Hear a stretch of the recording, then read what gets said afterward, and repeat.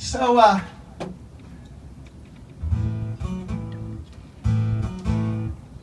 was writing a song with a buddy of mine.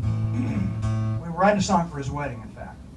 We wrote this really cool song. It never got recorded. It was called Promises and Hearts, and the whole point of it was that they're not meant to be broken or made to be broken. He decided that this was going to be the song he was going to sing to his bride in their wedding. He did. It was really pretty, and he sang on a beach, and he took her by the hand, was singing this song, and she cried. The writing went so well that he decided, let's do another one.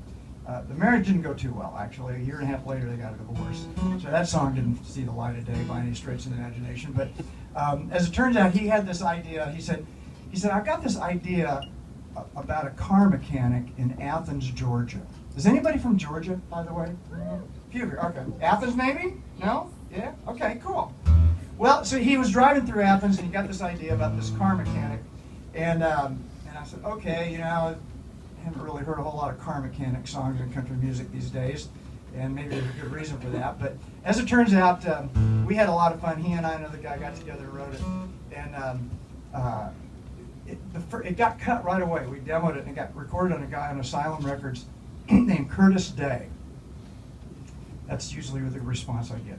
And in fact, you know, that last album went Platinum 6. The Curtis Day album went Plywood 6, which I think means it sold 6 copies.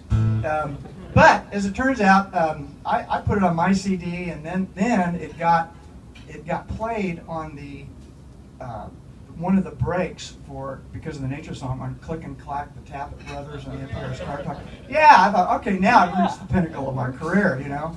And then my co-writer got himself a record deal. His name's Phil Vassar. And Phil put it on his American Child CD. They made a really cool video of it.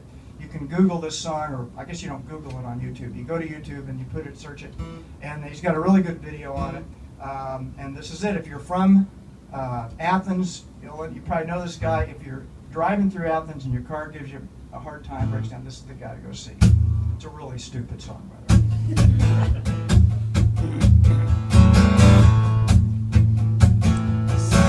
Well, if you're headed south on Georgia 129, straight into Athens past the Clark County line, there's an old Texaco right across from the Athens Road Word. Now Billy Joe Taylor's underneath that lip. There ain't a car on the planet that he can't fix. He swears on his chrome-plated ratchet that's his heaven on earth. He can make a rusty muffler purr like a kitten, or an old Nash Rambler top out at 150. Georgia's never seen a man more at peace than when Billy's got his hands in Athens Grease. I know. It gets worse. But hey, Curtis Day cut it. Come on, you know. Now 6 days a week, he's a man on a mission. He's the redneck Picasso of the manual transmission. The only boy in town who can make Charlie Vincent's van go. But when the sun goes down and the day is ended, well, Billy's still rocking with a rack and pinion. As long as that boy's at work, well, he's right at home. He can make a rusty muffler purr like a kitten, or an old Nash Rambler top out at 150. Georgia's never seen a man more at peace than when Billy's got his hands in Athens Grease. Well, he's a rotating lug nut and spark plugging good old boy with his name on his shirt. Thelma Lou Taylor likes to hang out at the station 'cause she loves to watch him work while he makes a rusty muffler purr like a kitten, or an old Nash Rambler top out at 150. Georgia's never seen a man more at peace than when Billy's got his hands in Athens Grease. No, Georgia's never seen a man more at peace than when Billy's got his hands in Athens Grease.